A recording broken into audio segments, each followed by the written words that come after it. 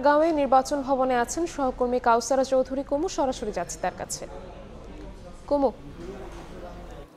Commission যেহেতু আজকের এই দিনটিকে সময় বেঁধে দিয়েছিল যে 19 তারিখের মধ্যেই তাদের প্রতীক নিজে থেকে দিতে হবে এনসিপিকে, তা না হলে নির্বাচন কমিশন তাদের ইচ্ছে মতো একটি প্রতীক দিয়ে দিবে এনসিপির দল নিবন্ধনে। সেক্ষেত্রে কমিশনের প্রতি সম্মান দেখেই এনসিপি নির্বাচন কমিশনে এসেছে এবং প্রায় 1.5 ঘন্টা বৈঠক করেছে কমিশন সচিবের সঙ্গে। তারা বারবারই অতীতেও একই ব্যাখ্যা চেয়েছে তারা নির্বাচন কমিশনের কাছে যে রাজনৈতিক দলের যে প্রতীকগুলো অন্তর্ভুক্ত করা হয় তাদের বিধিমালায়, সেক্ষেত্রে সেখানে কোনো বিধিমালা নেই, কিভাবে অন্তর্ভুক্ত করা হয় সেটির ব্যাখ্যা চেয়েছে নির্বাচন কমিশন।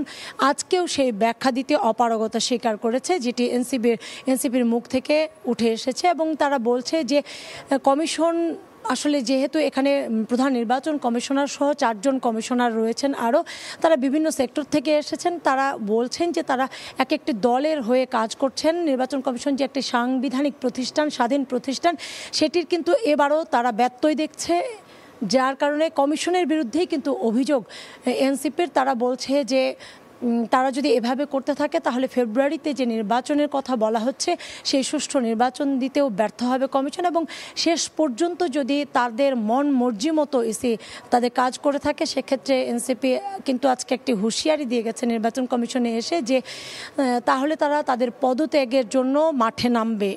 এনসিপি এই ধরনের নানা বক্তব্য দিচ্ছেন, তবে তারপরেও তারা আশাবাদী, বলছেন যে হয়তো শাপলা প্রতীক নির্বাচন কমিশন তাদেরকে আরও আলোচনায় এবং তাদের বিধিমালায় অন্তর্ভুক্ত করবে, তাদের তফসিলে অন্তর্ভুক্ত করেই তারা হয়তো এনসিপিকে এই প্রতীকটি ফেরত দিবে। এবং তারা বলছে যে এটা যেহেতু একটি সাংবিধানিক প্রতিষ্ঠান সেহেতু জনমানুষের বিরুদ্ধে যেন না যায়, এটি বারবার অনুরোধ করছে।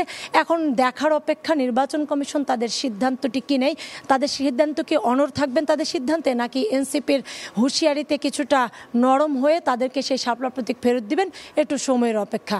আমার কাছে ছিল আজকের মতো নির্বাচন কমিশনের শেষ সংবাদ, এটুকুই ছিল আমার কাছে সবশেষ তথ্য।